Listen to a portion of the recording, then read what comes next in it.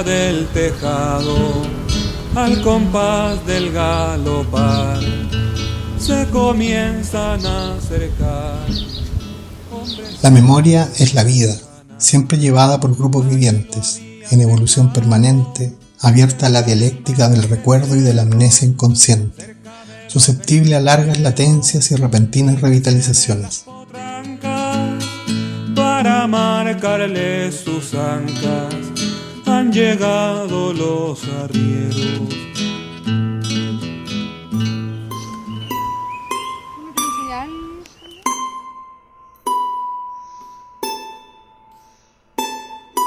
Como mucha más material neolítica, no sé, con mucha más presencia obsidiana.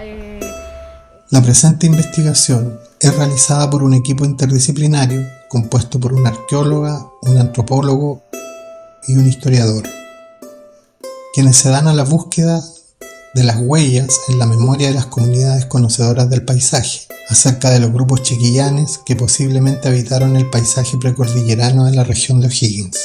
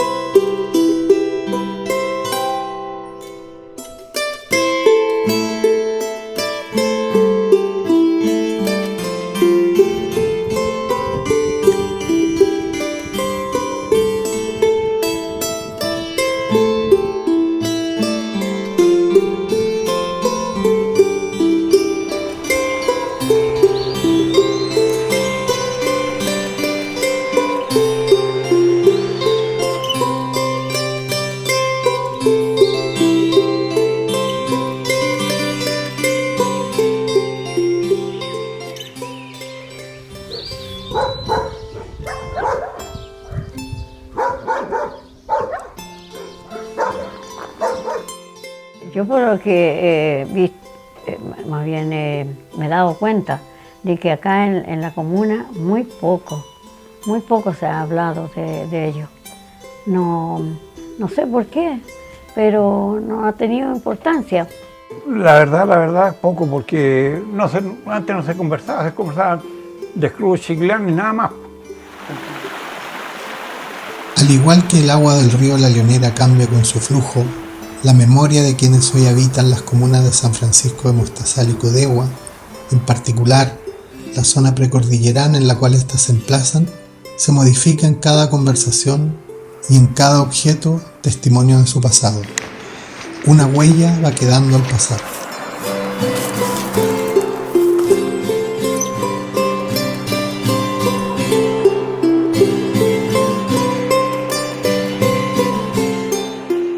En nuestro país, los chiquillanes son considerados un pueblo extinto.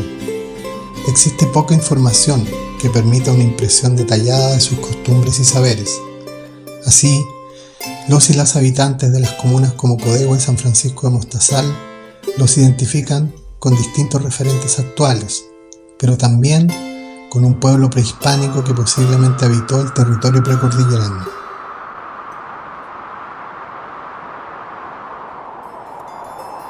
¿Quiénes eran los llamados grupos chiquillanes?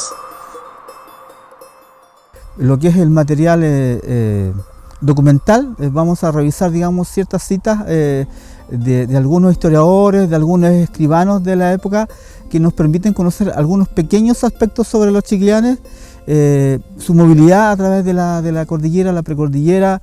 La investigación es una exploración en tres ámbitos de la memoria.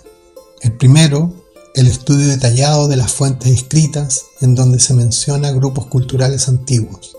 El segundo, visitas a los hogares y un viaje hacia el sitio arqueológico en la Quebrada de las Ñipas, identificando objetos del pasado que han perdurado por cientos de años.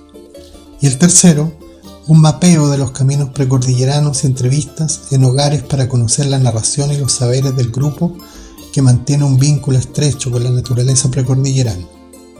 Los antiguos arrieros.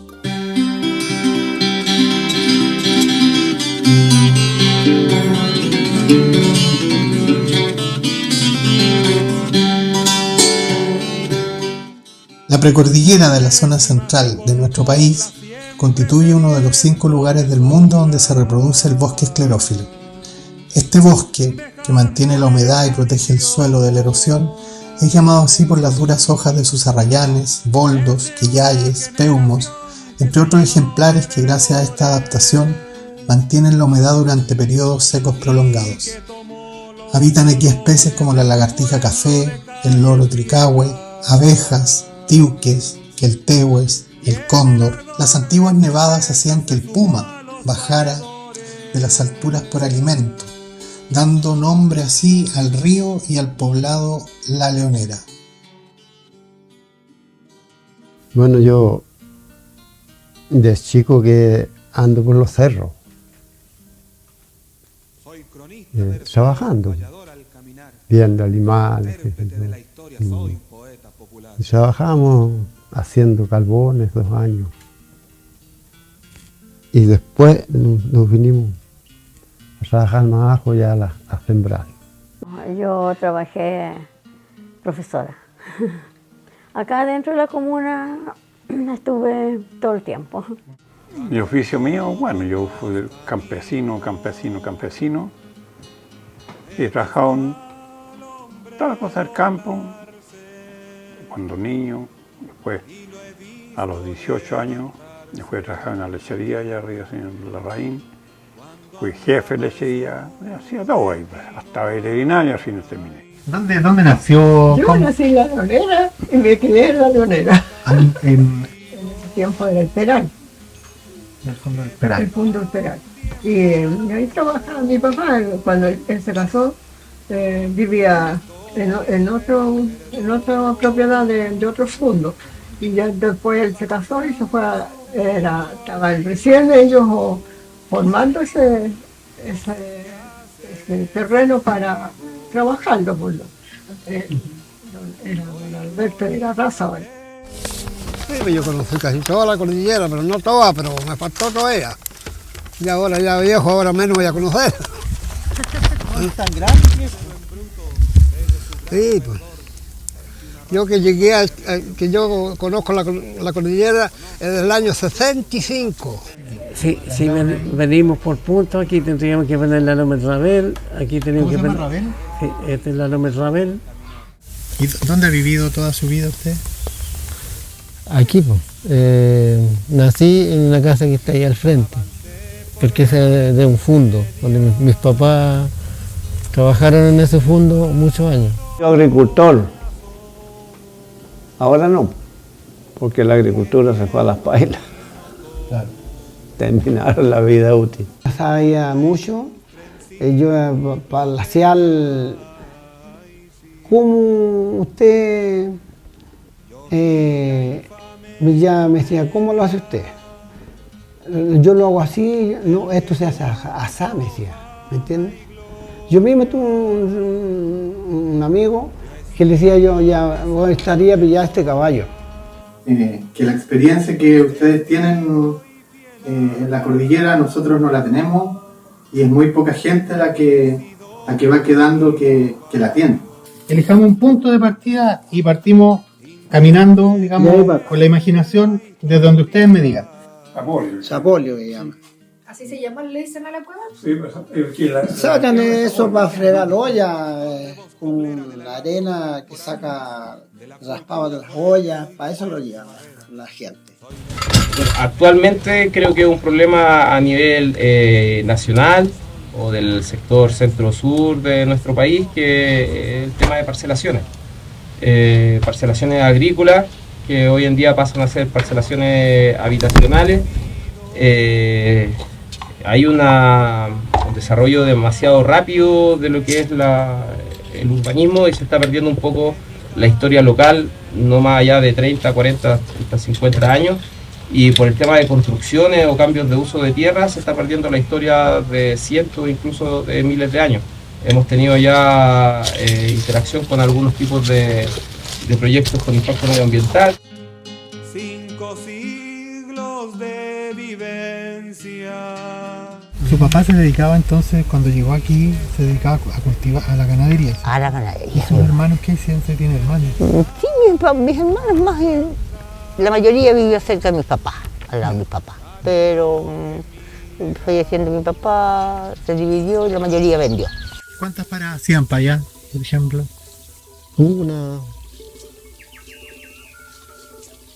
Dos paradas, no mucho. Ya. ¿Y en qué lugares hacían esas 2 paradas?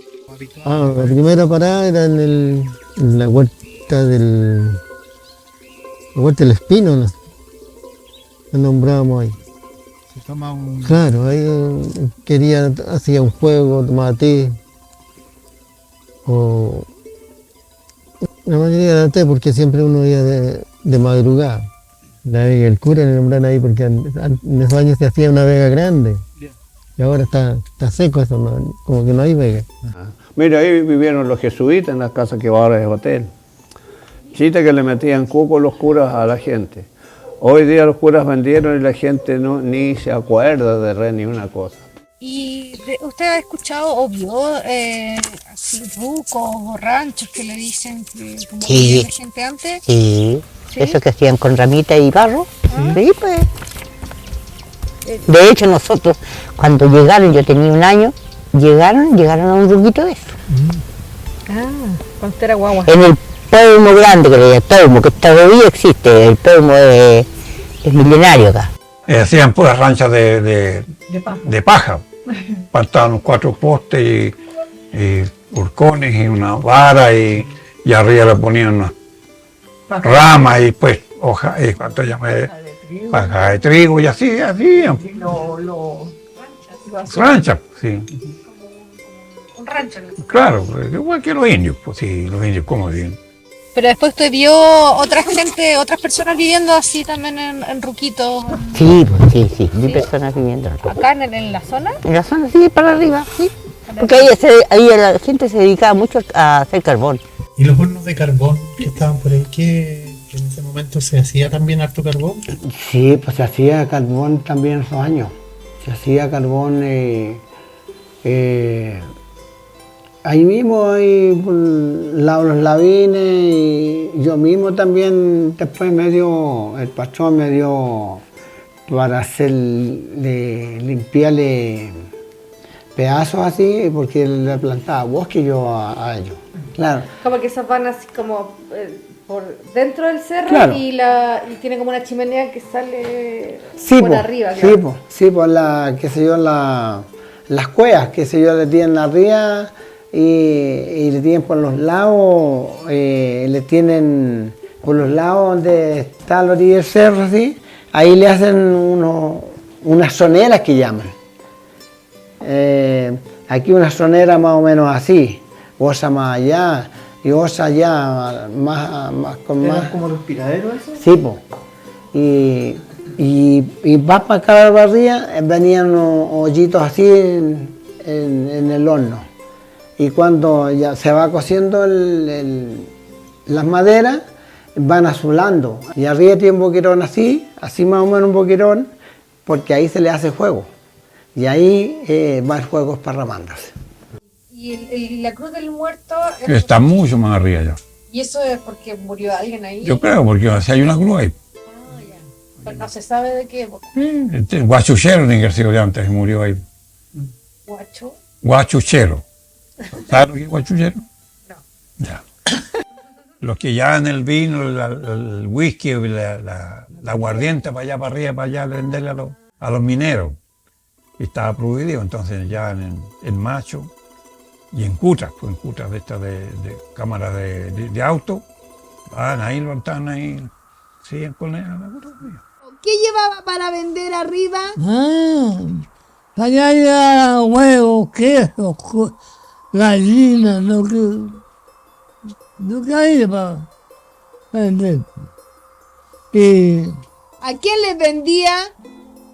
a la gente del campamento.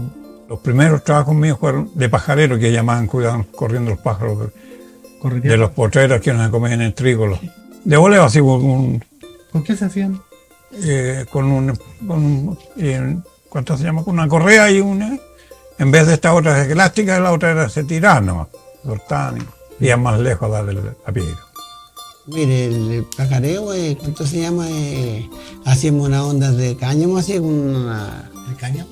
Claro, con una cosa, un cuero de chapeta chapeta le decían un pedazo de cuero así, se le hace un hoyito aquí, acá y se le pone cáñamo.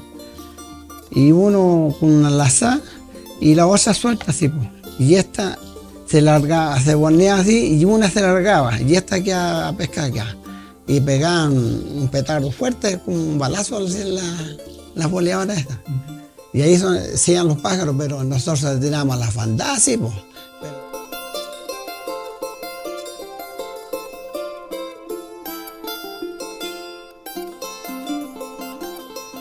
Tal vez. Poco me acuerdo de haber escuchado sobre eso hereditario, se pueden decir, pero me han contado pocas personas.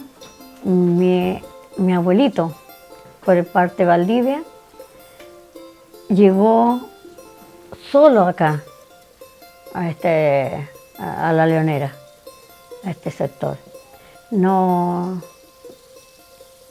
tuvo familia por acá, nadie le conoció a la familia, a sus papás ni hermanos, pero llegó, según yo lo que me contaba, que venía caminando por mucho rato, por un camino, yo me imagino en esos años, ¿cuántos? Imagínense ya, ¿cuántos años que estaría, si mi papá, ya, eran como 200 años que murió, falleció, mucho antes. Llegó él, imagínense, y no había nada, pues, no había ni camino, yo creo, todavía estaba hecho, pero había una familia más abajo y que él llegó a esa casa, solito. Y la familia lo acogió y le puso, no sabía nada, no sabía de su apellido, no sé tampoco qué edad tendría, pero él no sabía de su apellido ni nada, como le digo, y la familia que lo acogió le colocó el apellido de ellos. Esa familia era Valdivia. Y parece que le han matado los papás en esos tiempos. Y entonces a él tuvo que salir a andar porque quedó ahí solo, guachito. Esa familia que le puso el apellido Valdivia fueron los que lo recogieron, se puede decir. Y desde ahí seguimos nosotros con ese apellido, pero el apellido de nosotros no habría sido ese. Claro. Por mi abuelito, que nosotros debemos tener apellido de indio. El problema fue que, como empezaron a perseguirlos, a matarlos, se puede decir, sí, a los indios, entonces no se sabe de los papás de mi abuelito, si los mataron o ellos arrancaron, se han botado a él, no se sabe. Se escondieron en otro lado, no se sabe. Carga de sueños queriendo amar, me dijo que en el monte el viento le hablaba de algún amor. Mire, aquí viene gente que han encontrado cosas por ahí. Mi hermano, por ejemplo, por allí tiene unas piedras con hoyos, así que habrán sido desde esos años que vivieron ellos. Y ellos después ya se fueron, no sé para dónde, y empezó a llegar gente ya de estos lugares. Pero tengo entendido yo que toda esta franja hacia arriba, hasta deslindar con Argentina, habitaron en esos años, ¿cierto? De acuerdo a su usanza. Bueno, lo que yo he escuchado, que arriba hay una parte que llaman los indios. Hay unos corrales de piedra que hay ahí y amontonan los animales. El corral, porque decían que allá hay muchas piedras de indio, de esa, y le hacen así un hoyito. No, porque lo que siempre se encontraba eran de esas piedrecitas así redondas que hay. De esas siempre encontraba la gente por arriba. ¿Esas con hoyito? Sí, claro. Dicen que decían porque las usaban para hacer boleadoras, esas Sí, también. los indios, porque le ponían 3 puntas así y se las tiraban adelante a los caballos, porque a ellos les gustaban los caballos para comérselos, no los vacunos, la carne de caballo. Y ahí los maneaban y ahí los agarraban.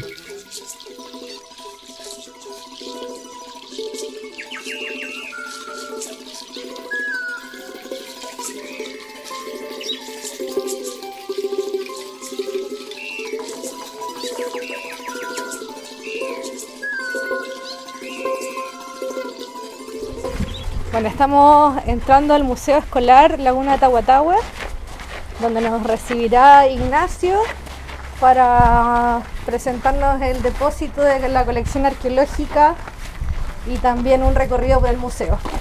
Bueno, hola, mi nombre es Ignacio Celis, trabajo en el Museo Escuela Laguna Tahuatahua y estamos desarrollando este proyecto del museo en conjunto con la Municipalidad de San Vicente y Fundación Añañuca, que busca, por supuesto, generar un espacio cultural en donde se pueda poner en valor la historia y naturaleza de este territorio enfocado en la Laguna Tahuatahua, apoyar la investigación y promover la investigación científica y reactivar este trabajo acá en la laguna y, por supuesto, entregar y divulgar todo este patrimonio natural y cultural a la comunidad local, regional y, por supuesto, para el mundo entero.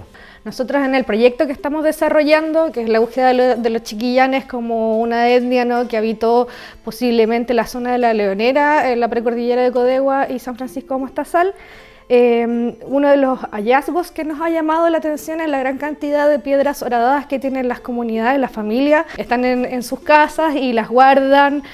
Ahí nos cuentan, no sé, mi papá la barnizó y la tenía puesta encima de la repisa del living. Claro. Claro, como objetos que además entran en la historia familiar, además, ¿no? Se heredan, refieren a un pasado de sus padres, de sus abuelos, de sus abuelas también. También pasa lo mismo con los soportes de molienda, un montón de soportes de molienda, gran cantidad, y también algunos los separan, dicen, no, este no es arqueológico porque esto era de mi abuela o de mi bisabuela, pero en el fondo es el mismo objeto que está en uso, digamos. Y bueno, en investigaciones que hemos realizado en otros proyectos anteriores, con colegas que nos dedicamos, ¿no?, al estudio de piezas líticas, identificamos una suerte, bueno, es una hipótesis, ¿no?, de la cadena productiva de cómo se elaboraban estas piedras horadadas. Y lo interesante que tienen ustedes acá es que posiblemente tienen todos los elementos asociados a esta cadena productiva. Nosotros estamos encontrando en la Leonera, por ejemplo, un montón de estas piedras horadadas, algunas preformas, la gente también tiene algunas preformas, pero no hemos encontrado estos objetos porque, claro, son más difíciles de identificar, creemos, como a simple vista, ¿no? Una piedra horadada es más llamativa que esto, que podría ser una piedra cualquiera, por así decirlo. Entonces, lo que creemos es que el primer proceso correspondía al piqueteo de la superficie de la piedra a horadar. Acá tenemos, por ejemplo, evidencia de huellas de piqueteo, y entonces debe haber sido algo así, ¿no? Se golpeaba para ir extrayendo de a poquito restos de la piedra y después se pulía con instrumentos como este y probablemente con estas también, estas redonditas. Y podemos ver, por ejemplo, cómo calzan perfectamente en el diámetro de lo que va a ser la horadación completa, ¿cierto? Y así este proceso continuaría en horadación, piqueteo y continuamente llega hasta cierto punto, y seguramente en algún momento, por ambos lados, se continúa solamente con el horadador alargado, en el fondo. Eso es lo que creemos. Entonces está súper interesante porque no teníamos el registro de las herramientas con las cuales se están fabricando las piedras horadadas, al menos en el territorio de Codegua y San Francisco de Mostazal. Así que está súper interesante. Muchas gracias por darnos el acceso a la colección. Cuando nosotros íbamos a la buitrera, pasábamos por las esteras y ahí en el agüita que viene por la quebrada, los arrieros tenían ahí un cántaro, que apareció después del terremoto del año 1985. Y ese cántaro estaba ahí para que el que pasara tomara, bebiera agua con él, en él. Pero era una artesanía que no era artesanía de hoy, pues no era artesanía moderna como la que vemos hechas en máquina y todo eso. Y ahí decían que uno había encontrado unas ollitas así, llenas con arenita amarilla. Entonces el que las encontró botó la arena y se llevó las ollitas para la casa. ¿Qué le podrías decir tú a la actual generación, quizás un poco a los jóvenes, sobre la importancia del resguardo del patrimonio local y sobre, digamos, la cultura viva que hay aquí en el sector de la Alameda? Bueno, aunque suene trillado, y hoy en día creo, a mis 34 años, a medida que uno va creciendo le va tomando importancia al pasado. Y justamente quizás porque a los 15 años uno no tiene tanto pasado, tanto antecedente quizás para sopesar. Primeramente que disfruten y ojalá no destruyendo tanto lo que puedan encontrar por ahí. Hoy en día hay teléfonos, lo que yo no tenía a mi edad, que son cámaras fotográficas y conexión a internet, que podemos inmediatamente poner en contacto con cualquier persona del mundo e informarnos realmente de lo que es. Somos una comuna rica. Del desarrollo, lo iba a mencionar a Claudio hace un rato, el desarrollo industrial se da más o menos en todas las comunas que están por donde pasa el tren. Así se da, no sé, desde inicios de esa era. Codegua quedó siempre exenta de que fuimos una tierra agrícola con un movimiento de tierras no más allá de 1 metro. ¿Por qué menciono esto? Porque creo que no ha sido tan explotada todavía y en los suelos, en nuestros subsuelos, se encuentra mucha riqueza. Quizás no de manera económica, pero sí de manera cultural. Una de las reflexiones o experiencias más lindas con las cuales nos quedamos como equipo de investigación es el trabajo con las vecinas, con los vecinos, con la comunidad local.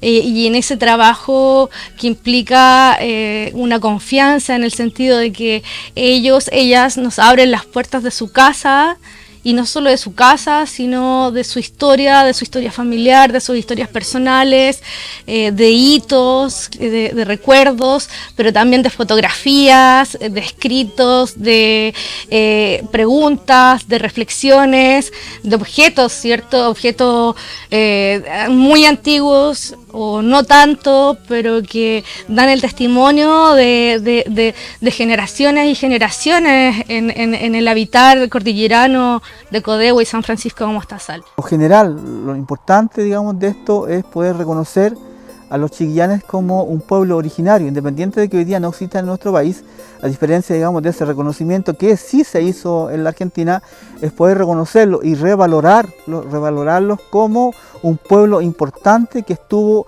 presente y viviendo en este territorio antes de la llegada de los españoles. Se puede mencionar que existe un conocimiento claro y de uso con distintas especies naturales, árboles, plantas, los flujos de agua, el clima, los vientos, son elementos importantes en el quehacer de los arrieros y por eso, digamos, el propio grupo mantiene un conocimiento que uno puede pensar que es patrimonio y que debería seguir manteniéndose en el tiempo.